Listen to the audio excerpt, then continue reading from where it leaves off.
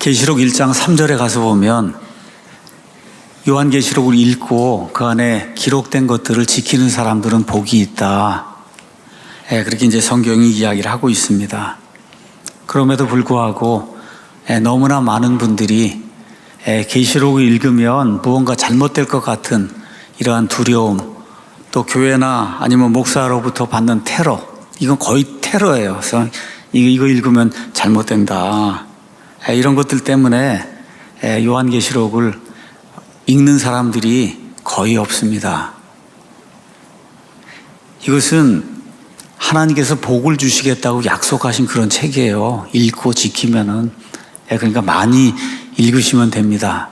이 일을 위해서 제가 올해 어떻게 하다가 이제 요한계시록을 오전에 이제 강의를 하게 됐습니다. 벌써 이제 21번 강의를 했고 오늘 22번째 이렇게 강의를 이제 하게 됐습니다. 여러 차례 말씀을 드리지만 아마 제가 이 강단에 서 있는 한 이것을 지킬 겁니다. 목사의 직무는 하나님의 모든 계획을 하나도 빠지지 않고 다 알려주는 거예요.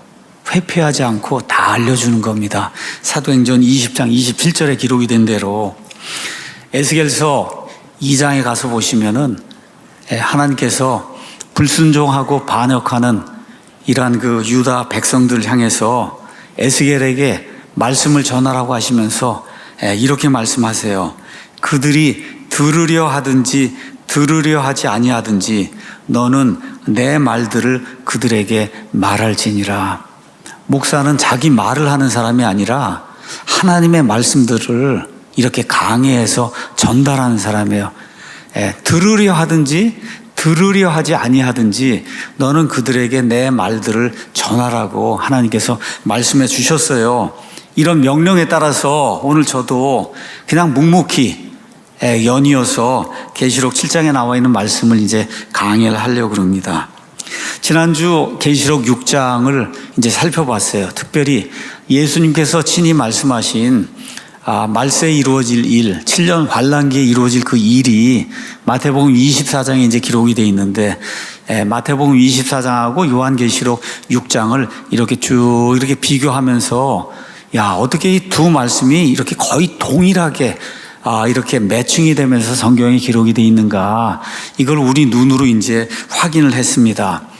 요한계시록 6장은 제가 2번인가 3번을 강의를 했으니까 그냥 여러분이 오늘은 제가 그림을 보여드리는 거 이런 거 안 하고 그냥 머릿속으로 한번 이렇게 생각을 해보세요. 첫째 봉인이 딱 이렇게 예수님께서 봉인을 여니까 흰 말과 거기 말탄자가 이제 나오고 적그리스도가 이제 등장을 한다.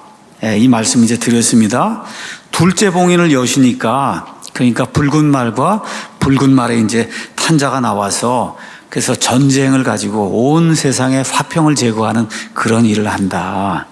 셋째 봉인을 이제 여시니까 검은색 말과 거기에 말탄자가 이제 나와요. 여기 음식 따는 기구인 저울을 들고 나와서 그래서 온 세상 사람들이 배급을 받을 수밖에 없는 이러한 무서운 기근의 때가 닥친다. 이런 내용을 우리가 이제 성경을 통해 봤고, 그 다음에 이제 넷째 봉인을 이렇게 떼시니까 창백한 말이 나오고 사망과 그 다음에 이제 지옥이 나와서 온 세상 사람 4분의 1을 죽일 수 있는 이와 같은 엄청난 이런 사건이 이 존재들에 의해서 이루어지고 수많은 사람들이 죽는 그런 내용이 이제 성경에 기록이 되어 있습니다. 그 다음에 이제 다섯째 봉인을 여니까 하늘에 있는 제단, 그 제단 아래에 죽임당한 자들의 혼이 이제 나와서 우리의 원수를 갚아달라고 하나님께 이제 호소할 때 하나님께서 조금 더 기다려라. 그렇게 이제 이야기하신 그런 내용이 이제 그 안에 기록이 되어 있습니다. 그 다음에 여섯 번째 봉인을 떼니까 어떻게 돼요? 1월 성신. 하늘에 있는 모든 천체들의 엄청난 그런 변화가 생기고 막 지진이 생기고 이런 일들이 이제 우리가 보게 되고, 그 다음에 맨 마지막으로 이런 것들과 함께 주님의 심판이 온 세상에 이제 퍼부어지게 되죠. 그래서 거의 7년 동안 하나님이 주신 이런 모든 심판 여기에 대해서 불순종하고 반역하고 회개하지 않고 심지어 그걸 승인하지 않던 이런 사람들이 결국은 여기 가서 보니까 16절 17절에 산들과 바위들 그 밑으로 가서 숨으면서 우리 위에 떨어져서 그냥 차라리 우리를 죽이는 게 낫겠다. 이 심판이 너무나 혹독하고 진노가 너무나 혹독하니 그냥 바위에 맞아 죽는 게 오히려 낫겠다. 그렇게 이야기하면서 왕좌에 앉으신 분의 얼굴과 어린 양의 진노에서 좀 우리를 숨겨달라고 이렇게 하면서 결국 맨 끝에 가서 이 모든 것을 주장하시는 그 하나님을 시인은 하는데 믿지는 않아요. 이제는 어쩔 수 없이 이제 시인을 합니다. 이렇게 이제 되면서 7년 환란기가 다 끝나는, 그래서 첫째 봉인부터 시작해서 여섯째 봉인이 이제 끝나게 되니까 7년 환란기가 다 깨끗하게 이제 마무리되는 이런 것들이 이제 우리가 이제 보게 됐어요. 그러고 나서 19장에 예수님께서 이 땅에 하얀 말을 타시고 그리고 검을 입에서 이제 이렇게 내놓으시면서 그러면서 올리브산에 이제 강림하시는 그런 내용이 이 안에 이제 기록이 돼 있어요. 제가 여러분에게 한번 물어보겠어요. 여기 계시록에 이 구조가 어렵습니까? 요한계시록 6장 이렇게 이제 이렇게 읽고 5장도 읽고 이렇게 쭉 이렇게 했는데 우리가 기초적인 지식이 전혀 없기 때문에 또 유대교 묵시문학이라는 이런 기초가 전혀 없기 때문에 이거 읽으면 좀 이상했지만 여러분 이제 지금까지 한 21번 이렇게 강해를 듣고 이렇게 이제 하면서 특히 여기 6장에 나와 있는 거, 마태복음 24장에 나와 있는 거 이런 걸 제가 다 이렇게 비교를 하면서 또 다니엘의 71엔 이런 모든 것들을 설명을 했는데 이렇게 어려운 건 아니구나 이런 생각이 좀 드세요? 이렇게 좀 들지 않으면 제가 훌륭하지 않은 교사입니다. 근데 그건 피할 수가 없어요. 제가 더 이상 못 도와드려요. 그래서 제가 할 수 있는 맥시멈을 다 했어요. 제가 할 수 있는 맥시멈을 했는데 그게 이해가 안 되면 어디 다른 데 가서 이제 선상 찾을 수밖에 없는 그런 일이 이제 발생하는데 그건 여러분의 이제 책임이니까 여러분께서 이해가 안 되시면 다른 데 가서 찾든 어떻게 하든 잘 살펴보시기 바랍니다. 오늘은 14만 4천 명의 정체와 그 다음에 환란기 성도들의 정체. 오늘 여기 7장을 제가 1절부터 17절까지 읽었는데 여기 7장에는 6장은 심판의 내용만 쭉 이렇게 설명을 한 거예요. 7년 동안의 그 심판. 근데 그 7년 동안의 심판에 또 다른 측면이 있다는 거예요. 어떤 측면이 있냐?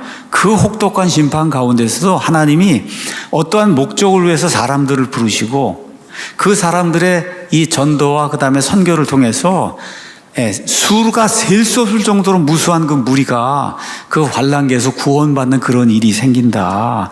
이거를 지금 7장이 기록을 하고 있는 거예요. 7장이. 그래서 이 7년 환란기에 이 땅에 하나님의 혹독한 이와 같은 심판이 이루어질 때 두 부류의 사람들이 등장을 한다. 이 두 부류의 사람들, 한 부류는 유대인이고 한 부류는 이방인이에요. 여기에 대해서 성경이 뭐라고 이야기하는가를 여러분에게 오늘 설명하는 그런 시간을 갖도록 하겠습니다. 오늘도 거의 100% 교육 설교가 이제 될 것 같습니다. 먼저 14만 4천 명의 유대인들에 대한 그런 이야기를 하도록 하겠습니다. 이 계시록을 읽다 보면은 이렇게 이야기가 끝나고 나서 곧바로 연이어서 이야기가 이제 진행이 되지 않고 중간에 삽입 부분이 나옵니다. 삽입하는 걸 우리가 영어로 괄호, parenthesis, 괄호를 친다고 이야기하는데 여기 계시록 7장이 괄호 부분이에요. 괄호라고 하는 건 뭐냐? 제가 말씀드릴게요. 7장에 첫째 봉인, 둘째 봉인, 셋째 봉이 쭉 이렇게 나오다가 여러분 그게 다 끝나고 나면은 6장 17절이 끝나고 나면 어디로 넘어가야 되냐면 원래는 8장 1절로 넘어가야 돼요. 여섯째 봉인을 띄었으니까 8장 1절에 그분께서 일곱째 봉인을 여신다. 이렇게 돼서 여섯 번째 거 띄었으니까 이제는 일곱 번째로 가야 되잖아요. 그렇죠?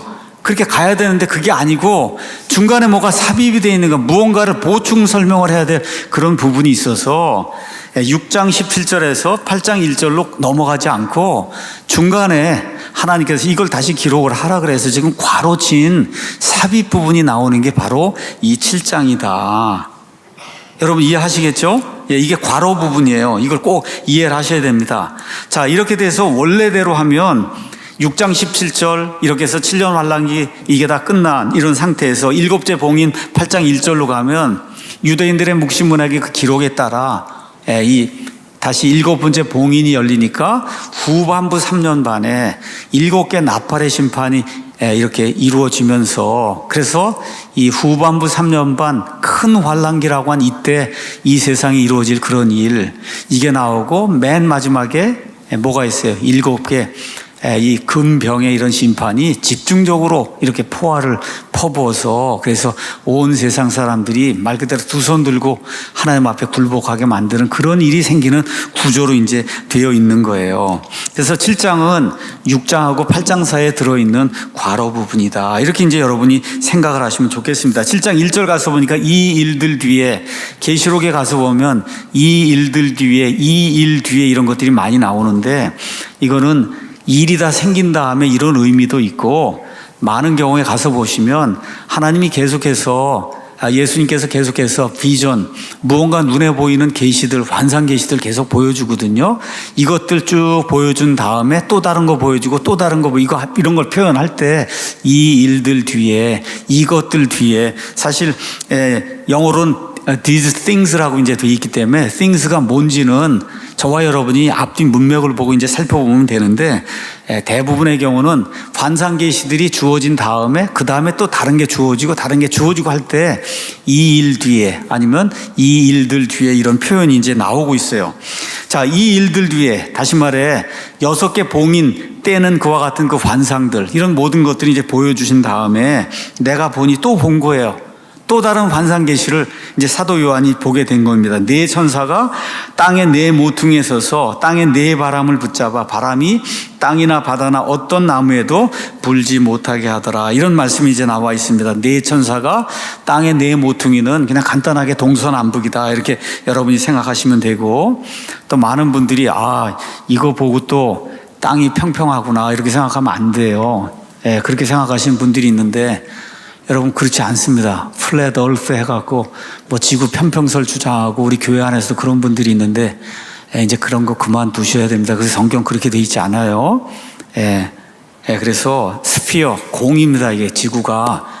근데 여기 지금 나와 있는 건 2000년 전에 이 말씀이 기록이 될 그 당시에 사람들이 지구를 표현하던 그런 방식이 이런 방식. 여기도 지금 네 바람도 동서남북에서 부는 네 바람으로 저와 여러분이 그렇게 이제 이해하시면 됩니다. 성경에 가서 예레미야 49장 36절, 다니엘서 7장 2절 가서 보시면 네 바람이란 네 바람이 나오는데 네 바람은 하나님이 이 땅을 심판하실 때 이 네 바람을 사용하시는 그와 같은 그 상징이나 도구로 성경에 이제 표현이 되어 있습니다. 가서 보니까 네 바람이 불지 못하게, 그렇죠. 그래서 바다나 땅이나 어떤 나무에도 불지 못하게. 여러분 바람이 있는데 바람은 기압, 압력차 때문에 밀려갈 수밖에 없거든요. 항상 압력이 높은 데서 낮은 데로 밀려갈 수밖에 없어요. 그걸 지금 다 꽉 잡고 있다. 이야기는 엄청난 그런 파워를 지금 가지고 있는 이와 같은 천사들이다. 저와 여러분 이제 그렇게 생각해 볼 수가 있습니다. 자, 또 내가 보니 살아계신 하나님의 인은 그냥 도장이라고 생각하시면 돼요. 인을 가진 다른 천사가 동쪽으로부터 올라와 땅과 바다를 해칠 권능을 받은 네 천사에게 큰 음성으로 외치며 이르되 우리가 우리 하나님의 종들의 이마 안에 인을 찍어 그들을 봉인할 때까지 땅이나 바다나 나무들을 해치지 말라 하더라. 지금 다른 천사가 이제 올라왔는데 그 천사가 본인만 하는 게 아니라 우리라고 표현이 되어 있으니까 그 천사를 포함해서 다른 어떤 천사들이, 그렇죠? 하나님의 종들이 나오는데 그 하나님의 종들의 이마 안에다가 인을, 도장을 찍는다는 거예요. 이 도장을 다 찍을 때까지는 거기 있는 그대로, 그렇죠? 어떻게 하라는 거예요? 바다나 땅이나 바다나 나무들 거기다 바람을 불어갖고 이들을 해치지 말라고 1절에 있는 그 천사에게 이야기하는 거 있는 그대로 그냥 이야기하는 겁니다. 자, 여기 인이라고 하는 게 이제 나왔는데 참 우리말로는 영어가 이제 seal이에요. seal. seal은 여러분 5장 6장에 봉인 아시죠? 이렇게 봉인. 이렇게 두루마리가 있는데 여기 봉인이 이렇게 붙어 있잖아. 이게 우표 딱지 같은 게 이렇게 붙어 있는 게 여러분 옛날에 초등학교 다닐 때 크리스마스 씰 이런 거 샀잖아요. 우표. 그렇죠. 이렇게 해서 하는 거 그게 씰이에요. 그러니까 영어 단어 seal은 두 가지가 있어요. 하나는 도장도 seal이고 도장도 seal이고 그다음에 이렇게 우표 딱지나 뭐 이렇게처럼 해서 이렇게 딱지처럼 돼 있어서 이렇게 둘둘 말아갖고 할 때 쓰는 그것도 봉인이에요. 두 개가 다 seal이에요. seal. 이렇게 이제 돼 있어요. 자, 그럼 과거에 왕이나 아니면 어떤 직무를 수행하는 뭐 감독이나 총독이나 이런 사람들이 내가 이거를 확인하고 이걸 내가 보장을 한다 이런 의미로 어떻게 해요? 시그넷 이런 그 반지가 있어서 반지를 꾹 누르면은 그러면 그게 안전하게 보장이 된다는 의미, 아니면 계약이 성사가 됐다는 의미, 내가 이거를 완전하게 보존해 주겠다는 의미, 이런 의미로 도장을 찍는 거예요. 도장을. 그러니까 하나님의 종들이 지금 무언가 일을 해야 되는데 그 종들을 내가 안전하게 보장하고, 그렇죠? 이들은 내가 선택한 그런 사람들이라고 하는 거를, 그거를 확인해 주기 위해서 이마 안에다가 도장을 찍으라는 얘기예요. 도장을. 이런 이야기가 지금 이 안에 기록이 되어 있습니다. 자, 그런데 가서 보니까 2절에 도장은 도장인데 그냥 하나님의 도장이 아니라 살아계신 하나님의 도장이다. 지금 그렇게 이야기하고 있어요. 이 세상에 많은 사람들이 섬기는 뭐 마리아다 부처다 다 뭐 이거 다 죽어있는 돌덩어리거든요. 나무덩어리 죽어있는 걸 섬기는 거예요. 심지어 자기 자신을 섬기는 사람들인데 다 죽을 존재에 지나지 않거든요. 살아계시는, 영원토록 살아계시는 하나님을 지금 강조하고 있는 거예요. 지금 이 심판의 주체가 누구냐? 영원토록 스스로 존재하시고 살아계시는 그 하나님, 그 하나님의 도장을 지금 하나님의 일을 하기 위한 어떤 사람들이 이마 안에다 갖다 찍으라고, 그 일이 끝날 때까지는 이 땅이나 바다나 여기 바람이 불어갖고 해치지 말라고 하는 그런 명령을 이 천사가 지금 이야기하고 있는 겁니다. 자, 봉인이라고 하는 말 제가 설명했어요. 여러분이 우리말 큰 서점에 이런 데 가서 봉인하다 이런 단어를 가서 찾아보면 이렇게 돼 있어요. 밀봉한 자리에다 도장을 찍는다. 이게 그 뜻이에요. 봉인하다. 그러니까 여기 가서 보니까 하나님의 종들, 이 종들이 하나님의 도장으로 봉인이 됐다. 그건 무슨 얘기예요? 밀봉한 자리에 도장을 찍었듯이 이마에다가 도장을 찍었다는 거. 이마 안에다가 도장, 하나님의 도장을 찍었다. 이 킹제임스 성경, 우리 이 한국말 이 성경은 제가 이 우리말 문법에, 우리말 용례에 딱 맞게 돼 있는 거예요. 딱 맞게. 인친자들 이렇게 하면 안 되고 봉인이 됐단 말이에요. 봉인이. 아시겠죠? 그래서 5장, 4장, 5장, 6장에 나오는 그 봉인이 이렇게 생기는 이런 거예요. 딱지같이 생긴 거 제가 책에 보여드렸던 거, 오늘 여기는 도장을 찍는 걸 봉인한다. 그렇게 이야기한다는 걸 잘 기억하시고 성경을 읽으시면 좋을 것 같습니다. 자, 그러면은 이 하나님의 종들은 어디에 나오느냐? 그 다음에 4절부터 8절에 나오는 그 뭐 어려운 얘기가 전혀 아니에요. 하나님의 종들은 4절부터 8절까지, 거기 가서 보니까 4절에 또 내가 봉인된 자들, 자, 봉인을 한다고 그래서 봉인을 누가 받았잖아요. 그렇죠. 누군가 이마에다 갖다 천사들이 도장을 찍었잖아요. 그 봉인이 된 사람들의 그 수에 대해 들었던데, 이 사람들은 누구냐? 이스라엘 자손의 모든 지파에서 봉인된 자들인데 총 개가 14만 4천 명이다. 이렇게 이제 돼 있는 겁니다. 어려워요, 여러분? 제가 한번 여쭤볼게요. 어려워요? 안 어려워요. 전혀 어려운 일이 없고 아무것도 이상한 게 하나도 없어요. 누구예요? 14만 4천 명은 이스라엘의 모든 지파에서 나온 누구예요? 유대인들 가서 나온 14만 4천 명이에요.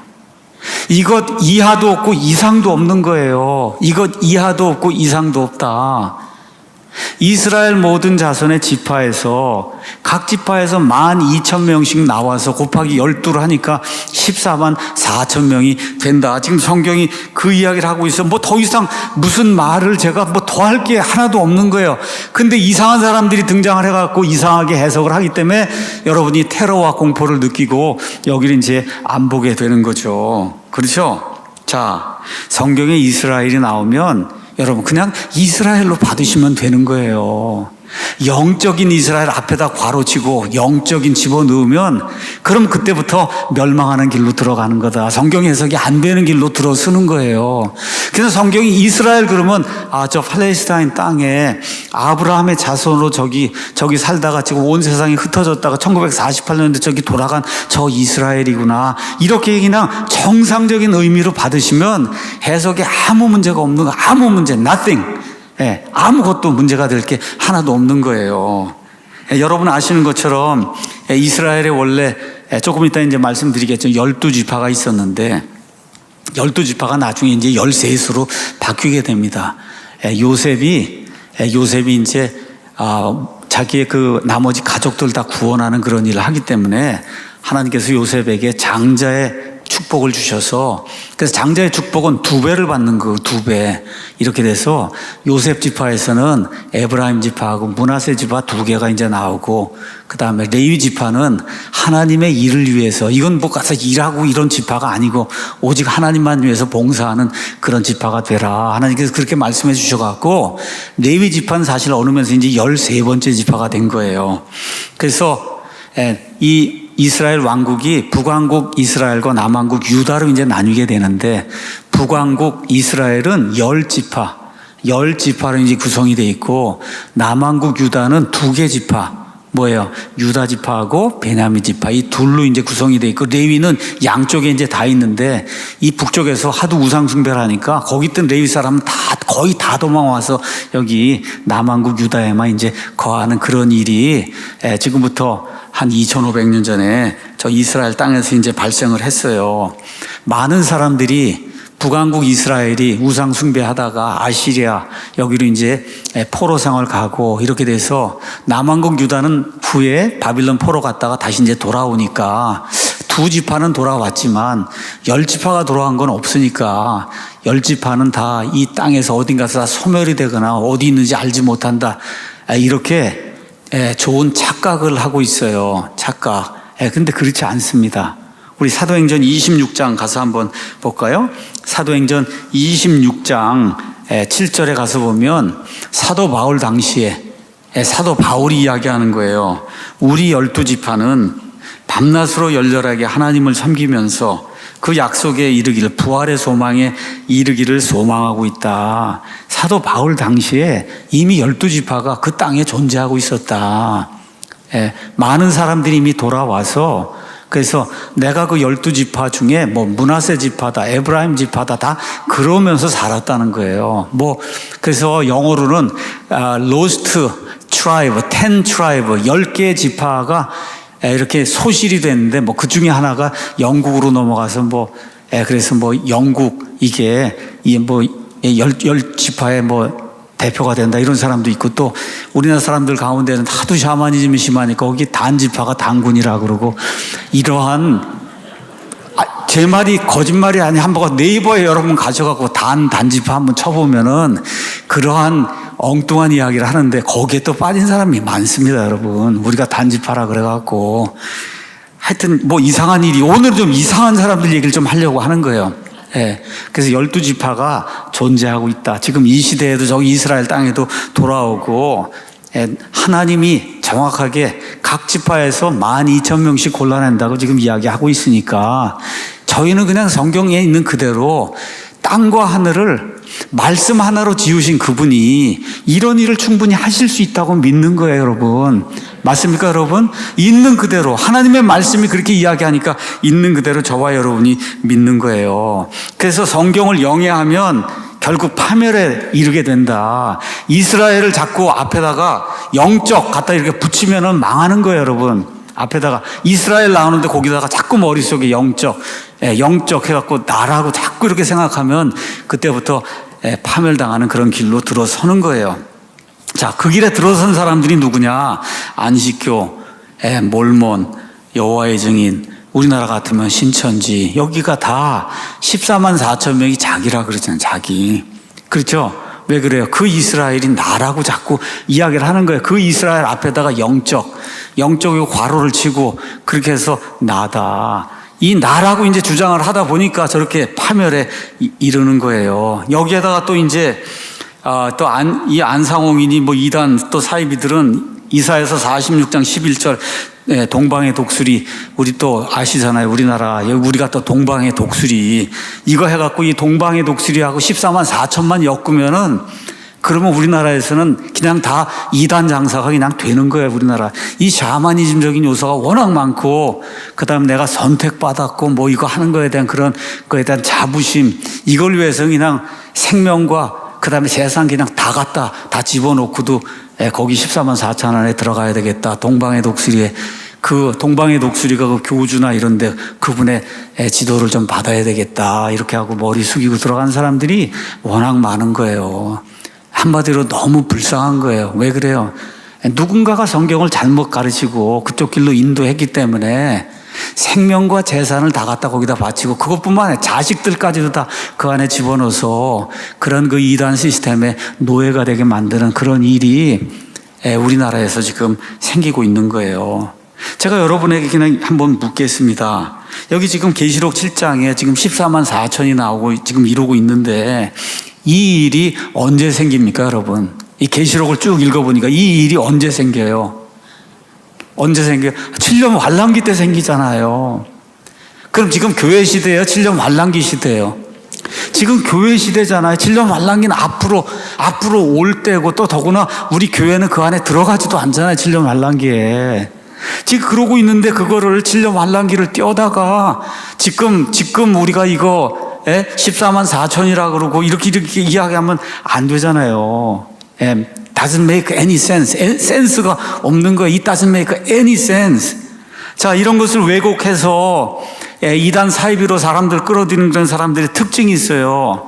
제일 큰 특징이 뭐냐? 행위구원을 강조하는 거예요. 우리가 이야기하는 대로, 우리 교회나 우리 동방의 독수리 무슨 안상홍 님이 이야기하는 대로 그대로 여러분이 따라야 여기 그대로 14만 4천이든 뭐든 여기에 유지가 될 수 있다. 여호와의 증인도 똑같고 다 똑같아요. 가서 교회가 하라는 대로 가서 해야만, 그게 뭐예요? 행위구원. 구원을 잃어버릴 수 있다는 거. 이러한 그 압박감과 두려움 때문에 어쩔 수 없이 거기 빠지면 계속 거기 다닐 수밖에 없는 거예요. 이런 일이 이제 생기는 거예요. 그렇게 되니까 어떤 일이 생겨요? 구약의 절기를 지키고 뭐 안식일을 지키고 또 어디 뭐 하면 어린 양까지 가서 한 번 잡아다 죽이기도 하고 1년에 한 번씩 하잖아요. 제가 어디라고 이야기는 하지 않겠지만 진짜로 가서 그렇게 피를 흘리고 하는 그런 일을 지금 이 시대에도 하고 있다. 이 대한민국에 너무나 어리석은 이와 같은 사람, 이건 성도라고 이야기할 수도 없어요. 그냥 무지한 자들이 그런 일들을 지금 하고 있는 거예요. 자, 여기 가서 보니까 하나님께서 자기 종들의 이마에 이렇게 도장을 찍는 그런 일을 수행을 하시잖아요. 이런 일이 이미 구약 성경에 가서 보시면 에스겔서에 9장에 자세히 되어 있습니다. 한번 가서 보겠습니다. 구약 성경 에스겔서 이제 여러분 9장 가서 보시면 하나님께서 유다 백성이 극도로 배반하고 하나님을 대적하고 이제 그러니까 이들을 다 처단하려고 그렇게 하는 가운데, 이들 가운데 그래도 하나님의 말씀대로 살려고 하는 그런 사람이 있으니 이들의 이마에 잉크로 도장을 찍어갖고 이들을 보존하라고 하는 그런 말씀이 여기 9장에 가서 보니까 4절에 주께서 그에게 이르시되 그 도시는 예루살렘으로 보시면 됩니다.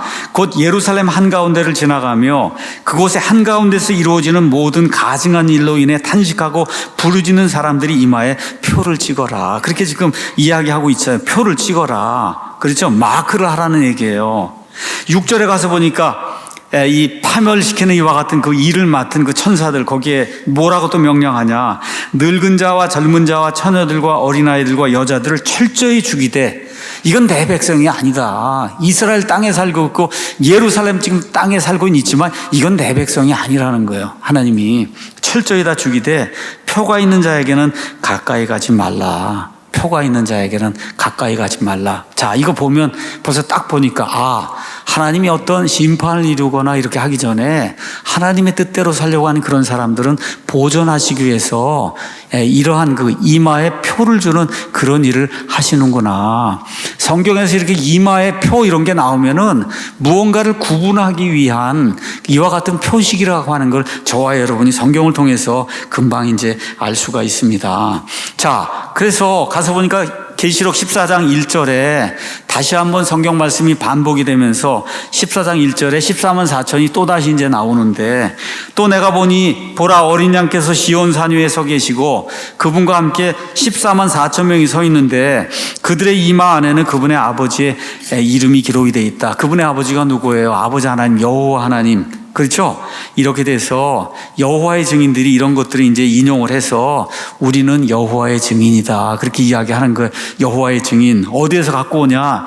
이사야서 43장 10절, 그 다음에 12절, 44장 8절 여기 가서 보면 하나님께서 이스라엘 백성을 내 증인으로 삼는다는 그런 말씀이 나와요. 하나님이 주가 말하노라 너희는 나의 증인이요 내가 택한 나의 종이다. 이 증인이라고 한 데서 여호와의 증인이 나오는 거예요. 거기 구약시대 여호와 하나님, 그 여호와 하나님의 증인이다 해서, 그래서 이 14만 4천이 바로 우리라고 이렇게 다 연결해갖고 사람들을 파멸로 이끄는 그런 일이 이제 생기는 거예요.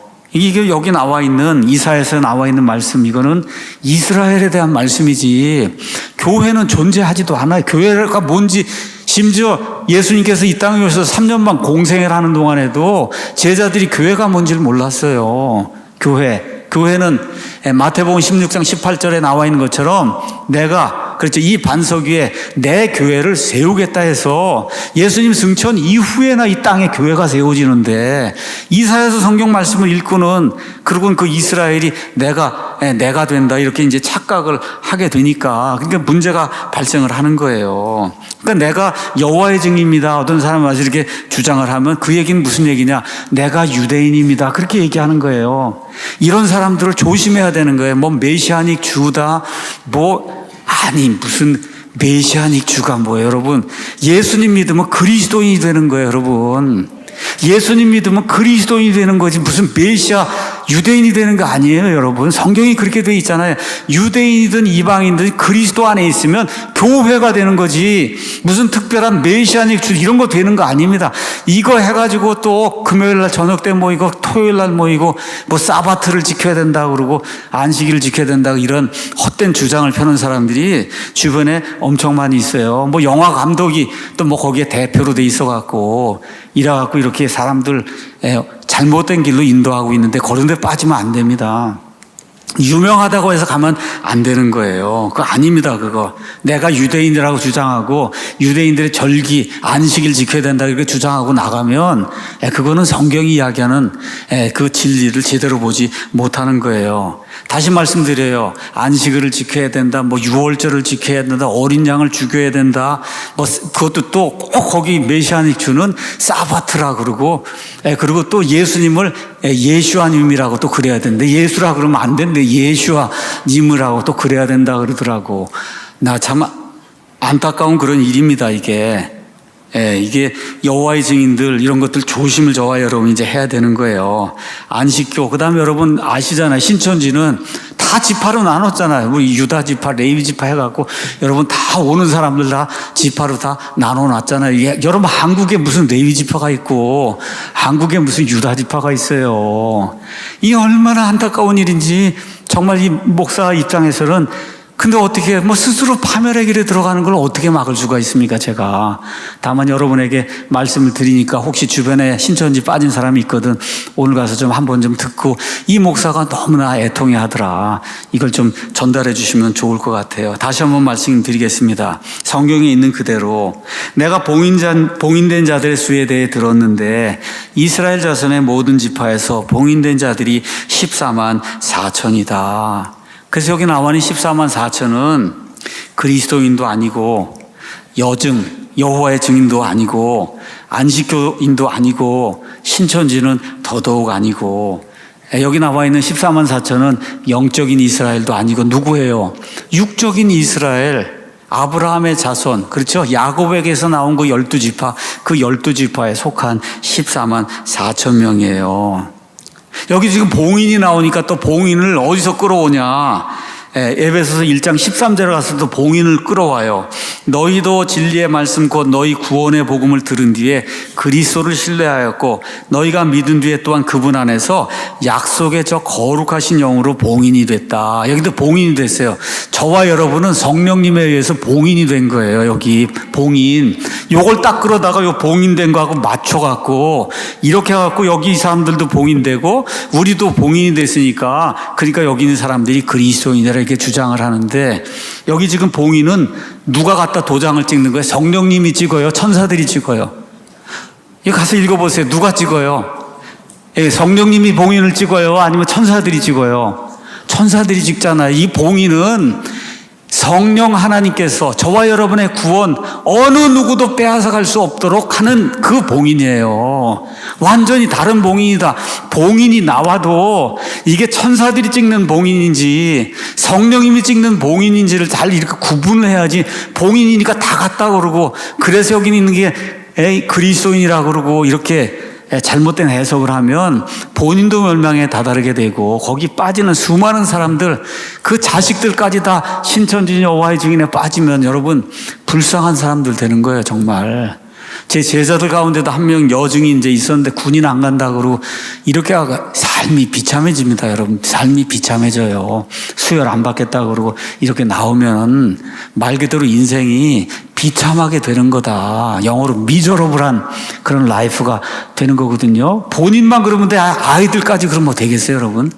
이게 성경을 잘못 해석해서 본인뿐만 아니라 온 가정이 완전히 망하는, 패가 망신하는 그런 일, 이게 성경을 잘못 해석하는 가운데 생기는 거다. 자, 봉인은 도장을 친다 그러고 에스겔서에 있는 것처럼 표를 준다고 하는 거, 이거는 무언가 어떤 일을 하기 위해서 구분하기 위한 그런 표시로 주는 거예요. 그래서 여러분 요한계시록 13장에 가서 보면 마귀도 아주 모방의 명수잖아요. 모방의 명수. 그러니까 마귀도 가서 보니까 13장 16절에 그가 모든 자고 작은 자나 큰 자나 부유한 자나 가난한 자나 자유로운 자나 매인 자에게 그들의 오른손 안에나 이마 안에 표를 준단 말이에요. 넌 내 거다 하고. 그래서 표를 주는 거예요. 마귀가 모방, 왜 표를, 하나님이 하시는 걸 보고 나도 좀 그렇게 해야 되겠다 그러고 이렇게 모방을 하는 거예요. 지금 이 마귀가. 이런 거 보면서 무언가 표를 받는다 이런 얘기가 나오면 어떤 특별한 목적을 위해서 그게 하나님이든 아니면 마귀든 다 이런 식으로 일을 한다는 걸 저와 여러분이 성경을 통해서 성경이란 상징적인 이런 그 표현을 통해서 저와 여러분이 꼭 봐야 되는 거예요. 그래서 적그리스도의 추종자들도 결국 이마 안에 666 표를 받게 되는 거예요. 성경이 그렇게 이야기하고 있는 겁니다.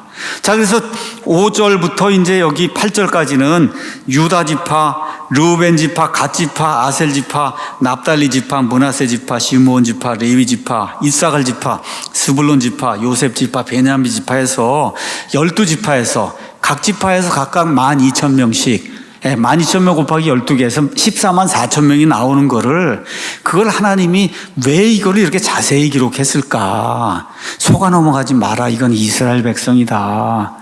요한계시록은 전체가 3분의 2 이상이 구약 성경하고 연결되어 있는 이 히브리 묵시문학이 이게 유대인들 중심으로 이렇게 기록이 되어 있는 거예요. 요한계시록 12장에 나오는 저 태양을 입고 있는 그 여인도 다 교회라고 그러고 천주교회라고 그러고 이거 아니에요. 누구예요 그게? 거기 나와 있는 그 여인도 이스라엘을 이야기하는 거예요. 이스라엘. 그러니까 이거를 잘 이해를 하지 못하면은 그러면 잘못된 오류로 이제 빠질 수 있는 거예요. 자, 유다 지파에게서 메시아가 나오기 때문에 가장 먼저 유다 지파가 이제 나오는 겁니다. 우리 가서 보니까 역대기상 5장 1절에 왜 요셉이 두 지파를 차지하는가? 5장 1절에 한편 이스라엘의 맏아들인 르우벤의 아들들은 이러하니라. 그는 맏아들이었으나 자기 아버지 침상을 더럽혔으므로 자기 아버지의 첩을 범했단 말이에요. 그래서 그의 장자권이 이스라엘의 아들인 요셉의 아들들에게 주어져서 그래서 요셉에게서는 두 몫을 받을 수 있는 게 나와서 에브라임과 므낫세가 이 두 개의 몫을 받아갖고 그래서 13지파로 이게 늘어나는 거다. 그래서 13번째 지파가 이제 레위예요. 이렇게 여러분이 이제 이해를 하시면 됩니다. 자, 그런데 왜 에브라임이 들어가지 않고 요셉이 나오는가? 그 다음에 또 가서 보면 단 지파가 나오지 않고 지금 레위 지파가 나와서 12개를 지금 만들고 있잖아요. 여기에도 다 하나님이 의도하신 바가 있다. 이거를 저와 여러분이 좀 기억을 하면 좋겠습니다. 일단은 이 에브라임과 그 다음에 단 지파는 북왕국 이스라엘에 속하는 그런 지파예요. 그 북왕국 이스라엘을 대표하는 지파가 누구냐? 에브라임 지파예요. 그 다음에 그 북왕국 이스라엘에서 우상 숭배하는 일을 이들이 포로 생활 갈 때까지 주도했던 그와 같은 지파가 어디예요? 단 지파예요.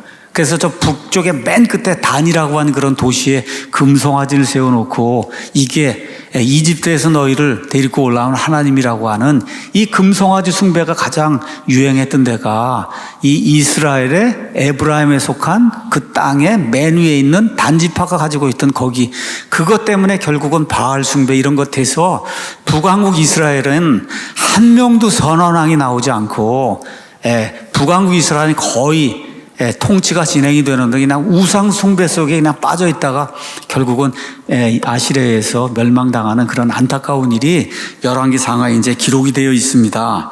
자, 그래서 신명기 29장 가서 보시면 하나님이 이런 말씀을 하세요. 율법을 이제 주시면서 29장에 가서 한번 잠깐 보겠습니다. 29장 18절, 17절부터 제가 읽겠습니다.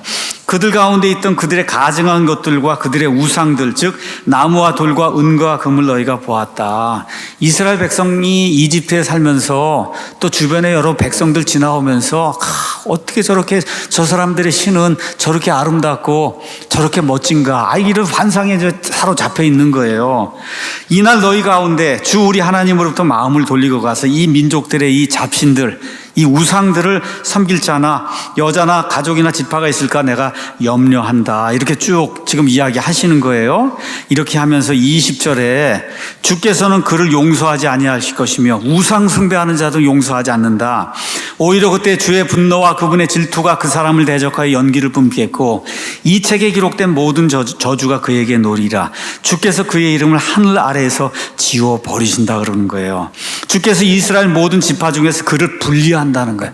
이 우상 숭배가 이렇게 심각하게 되면 그를 아예 분리해내고 하늘 아래에서 이름을 지워버리겠다고 하나님께서 지금 말씀해 주시는데, 지금 여기 이 사람들이 해야 될 일이 있어요. 지금 14만 4천 명이 해야 될 일.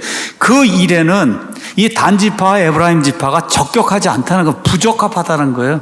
그래서 지금 하나님께서 이들의 이름을 여기서 이제 빼놓는 그런 일이 이제 생깁니다.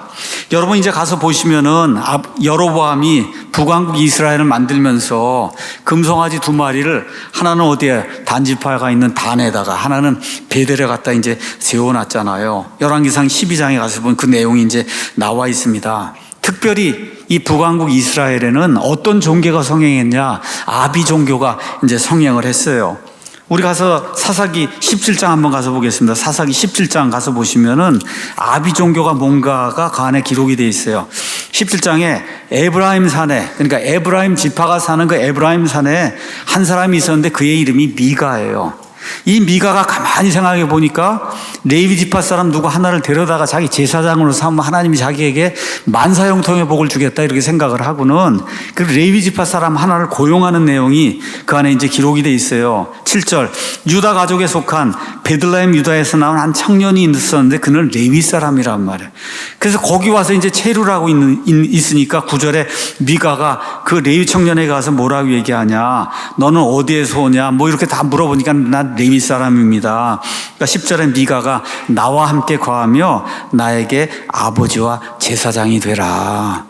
내가 너를 아버지라고 부르겠다는 거예요. Father. 여러분 천주교 신부의 공식적인 호칭이 뭐 영어로 Father, 그죠? Father. 이 교황의 공식적인 호칭이 뭐예요? Father잖아요. Father. 우리 예수님께서 마태복음 23장 9절에 너희는 땅에 있는 자를 아버지라 부르지 말래잖아요. 우리 친아버지를 아버지라 부르지 말라는 얘기가 아니라 이스라엘 안에 이 아비 종교가 심하기 때문에, 그래서 누군가 사람을 자기 아버지도 아닌데 거기 가서 Father 뭐 용서해 주십시오 이러고 이렇게 하는 아비 종교, 이거를 하면 안 된다고 우리 예수님 말씀하시는데, 이게 언제부터 시작이 되냐? 사사기 때부터 시작이 되는데 어느 지파에서 시작이 되냐? 에브라임 지파에서 시작이 돼서 그래서 이 레위 사람 제사장을 데려다가 우상을 세워놓고 다 이렇게 했는데 그 내용이 17장, 18장에 기록이 돼 있고 18장 맨 끝에 가면 30절에 그 일을 주도한 사람이 단 자손이에요. 또 단 자손이 새긴 형상을 세웠는데 므낫세의 손자여 게르솜의 아들인 요나단과 그의 아들들, 아까 나왔던 그 레위 사람 그 청년, 그렇죠? 그 청년의 손자들, 그 다음에 손자의 손자들이 그 땅이 포로로 사로잡혀가는 날까지, 북왕국 이스라엘이 아시리아의 포로가 되는 그 날까지 단지파의 제사장이 돼갖고, 그래서 금송아지 섬기고 바알 섬기고 하는 그런 모든 일을 이스라엘 백성이 북왕국 이스라엘이 아시리아에 잡혀갈 때까지, 그때까지 이 일을 주도한 그런 사람들이 에브라임 지파하고 단 지파에 속한 그런 사람들이다. 성경이 지금 그렇게 이야기하는 거예요. 근데 우리가 이제 이 7년 환란기 끝나고 나면 천년왕국이 이루어지는데, 에스겔서 여러분 가서 보시면, 에스겔서 48장 이런 데 가서 보시면 하나님께서 이스라엘 12지파에게 땅을 나눠줘요. 땅을 나눠줄 때 가서 보시면 48장 2절 가서 보면 단의 경계, 단지파도 땅을 상속을 받고, 5절 6절 가서 보면 에브라임 지파도 땅을 이제 상속을 받습니다. 자, 그러니까 단지파하고 이스라엘 지파, 이 에브라임 지파 가운데도 살아남아서, 믿음을 가지고 살아남아서 그 안에 들어가서 땅을 상속받는 그런 일이 생긴단 말이에요. 자, 그럼 그런 일이 생기는데 왜 하나님이 7년 환란기 때에는 이 두 지파를 하나님이 삭제를 하고, 그리고 뭐 요셉이란 지파 이름을 집어넣고 왜 레위를 집어넣느냐? 이 14만 4천 명이 무슨 일을 하느냐? 이걸 저와 여러분이 잘 보셔야 돼요. 우리 마태복음 가서 보겠습니다. 마태복음 24장 가서 보시면 7년 환란기 때 이루어질 그 일이 그 안에 이제 기록이 되어 있습니다. 가서 보니까 9절, 그렇죠? 그때 그들이 너희를 넘겨줘. 그들은 세상에 있는 모든 민족들이에요. 그들이 너희 누구예요? 유대인들을 넘겨주어 고통받게 하고 너희를 죽이는데, 그래서 너희가 내 이름으로 인해 모든 민족들에게 미움을 받는 그런 일이 발생한다는 거예요. 이런 일이 이제 발생을 한다. 그런데 13절, 그러나 끝까지 견디는 자, 바로 그 자는 구원을 받는다는 거예요. 그 끝이 어디냐? 그 다음 절에 왕국의 이 복음이 모든 민족들에게 증언으로 온 세상에 선포가 되리니 그제야 끝이 온다는 거예요.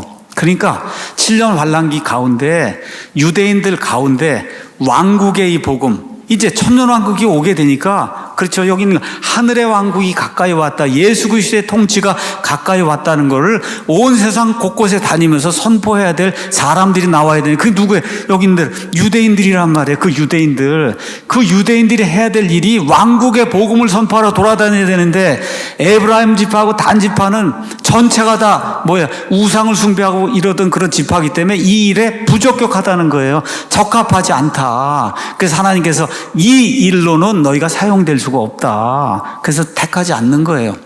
다만 에브라임 지파 가운데, 단 지파 가운데도 믿음을 가지고, 그래서 끝까지 견뎌서, 그렇죠, 7년 환란기를 통과하는 그런 사람들이 있을 수 있단 말이에요. 그러니까 그런 사람들은 땅은 차지한다. 지금 성경이 우리에게 그렇게 이제 이야기하고 있는 겁니다. 자, 이렇게 돼서 14만 4천 명은 여러분 가서 다시 한번 확인하기 위해서 요한계시록 12장 한번 가서 보겠습니다. 요한계시록 12장은 제가 말씀드린 대로 이스라엘이 적그리스도 때문에 엄청난 핍박을 받는 거예요. 말씀드린 대로 7년 환란기가 시작이 될 때 적그리스도와 그 다음에 이스라엘이 평화의 조약을 7년간 맺잖아요. 다니엘서 9장에 가서 보니까.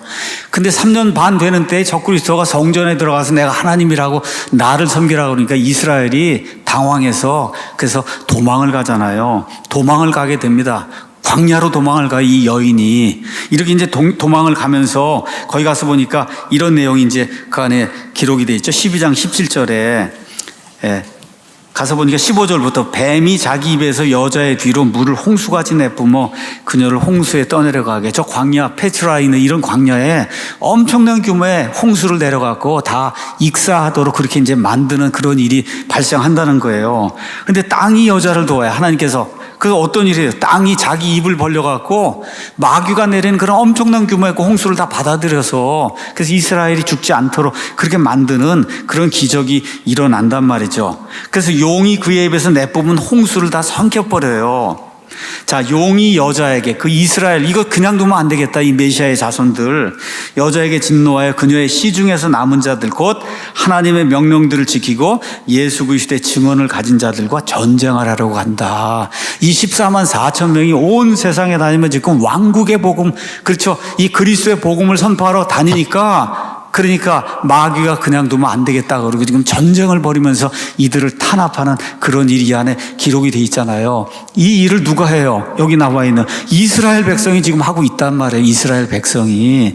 그래서 이게 천국의 복음이라 그러면 이거 완전히 doesn't make any sense. 우리 기존 성경처럼 그때 가서 천국 복음 전해야 되고 세상의 모든 데 천국 복음 전해야 예수님이 온다 그러고 이건 완전히 넌센스다. 지금 여기 나와 있는 것도 7년 환란기 때 14만 4천 명의 유대인들이 하나님의 보호, 이 인을 받아서 보호를 받으며 온 세상에 다니며 왕국이 가까이 왔다. 메시아 왕국 통치가 가까이 왔다. 이런 거를 선포하는 이런 시대에 대한 그런 일이라는 거를 이거를 잘 이해하셔야 됩니다. 이게 성경이 이렇게 딱 맞아 들게 이렇게 되어 있는 거예요. 그게 14만 4천.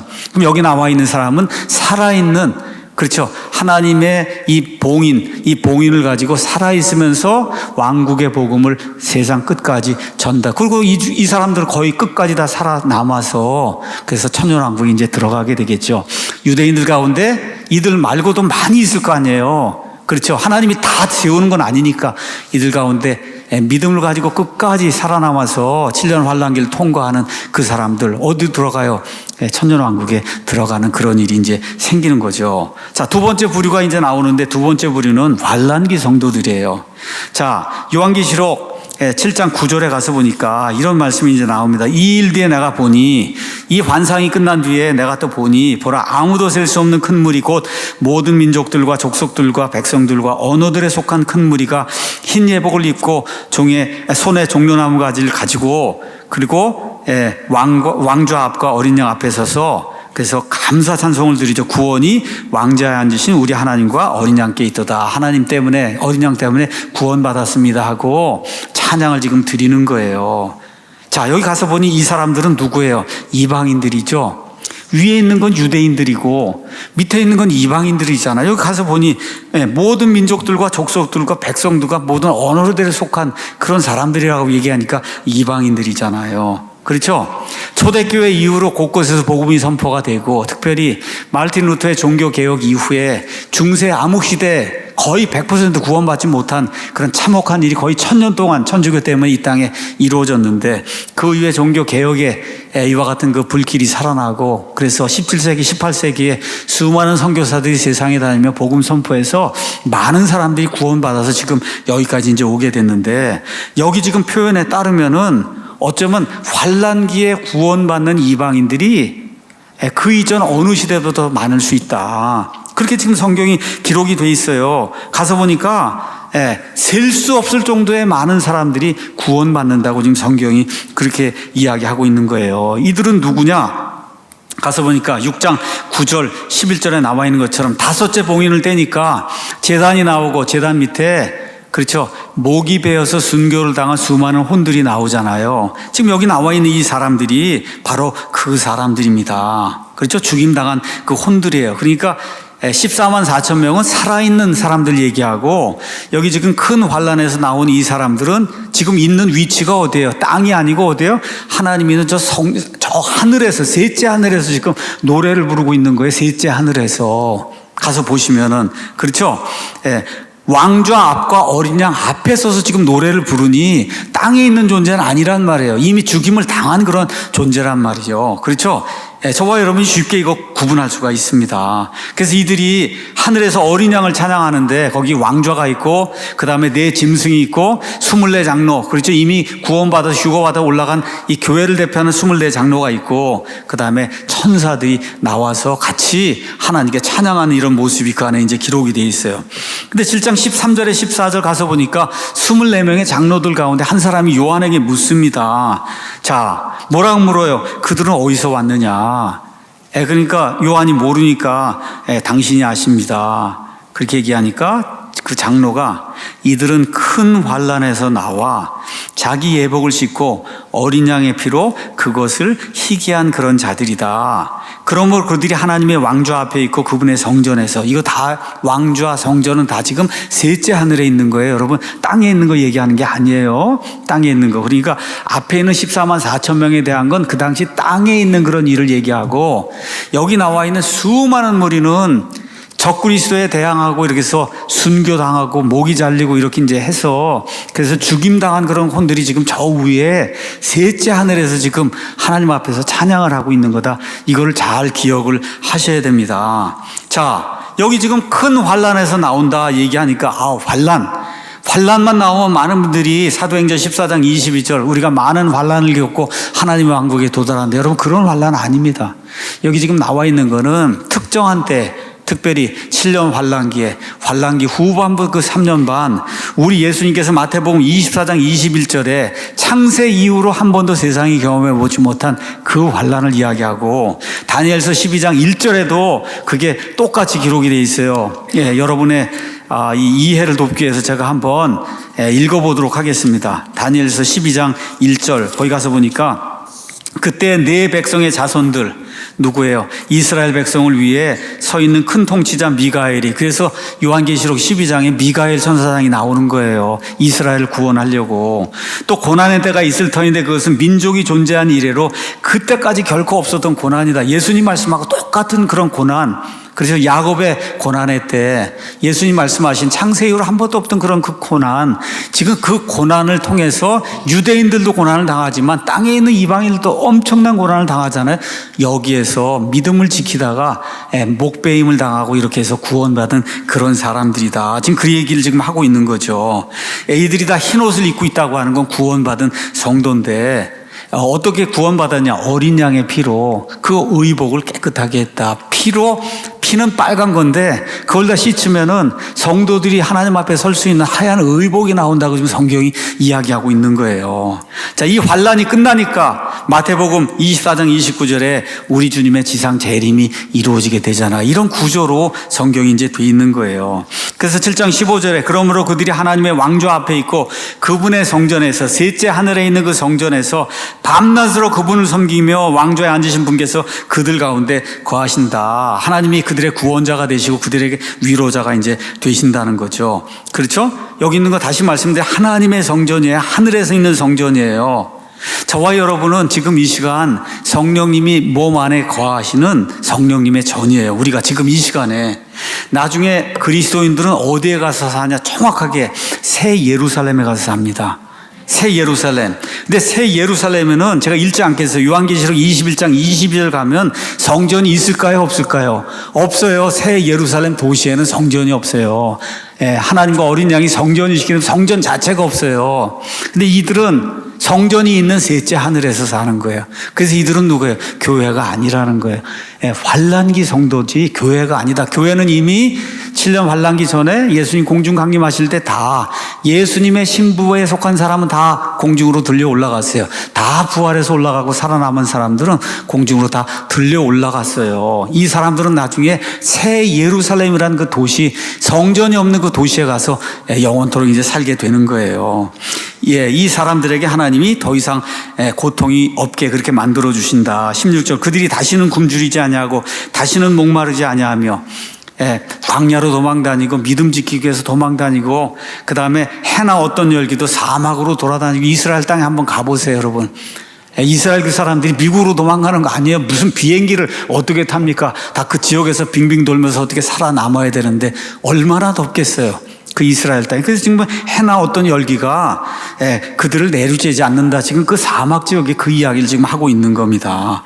맨 마지막으로 하나님께서 이들의 눈에서 눈물을 닦아주신다. 눈물을 닦아주시는 게 나중에도 또 이제 나옵니다. 요한계시록 20장에도 어찌됐든 하나님께서 환란기 성도든 아니면 교회에 속한 성도든 하나님께서 우리의 눈물을 닦아주셔서 영원 무궁토록 저와 여러분이 눈물을 보지 않는 이러한 때를 우리가 이제 맞이하게 된다. 자, 결론의 말씀 드리겠습니다.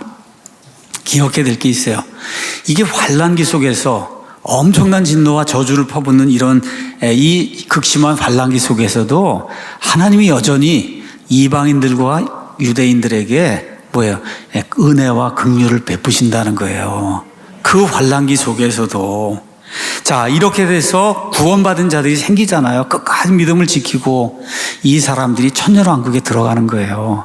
그러면 그 환란 가운데 구원받은 자들도 있고 구원받지 못한 자들도 있잖아요. 이 둘을 분리를 해야 되잖아요. 그 분리하는 게 마태복음 25장에 나오는 누구의 천년왕국에 들어갈 자와 들어가지 못할 자들을 분리하는 양과 염소, 그 민족들에 대한 이런 심판이다. 그 민족들 심판의 근거가 뭐가? 이내 형제들, 이 복음을 전달하기 위해서 애쓰는 이 14만 4천과 이 유대인들, 이내 형제들을 믿음을 가지고 어떻게 대했느냐에 따라, 그렇죠? 그거에 따라 양민족에 속한 자들은 영원한 왕국에 들어가게 되고, 그렇지 못한 자들은 어디 지옥불 속으로 영원히 들어가는 이와 같은 심판이 거기 나와 있는 거예요. 이런 걸 저와 여러분이 기억하시면 좋겠고, 어쨌든 가장 참혹한 이 시기에도 하나님이 구원을 베푸시는데, 하나님의 구원은 어떤 사람들에게만 임하냐, 그만 읽고 마치겠습니다. 말라기 하나 보고 마치겠습니다. 말라기는 구약 성경이 이제 맨 마지막인데, 주의 날에 혹독한 그 심판이 임하게 될 때 거기 말라기에 가서 보면 이런 내용이 있어요. 3장 16절.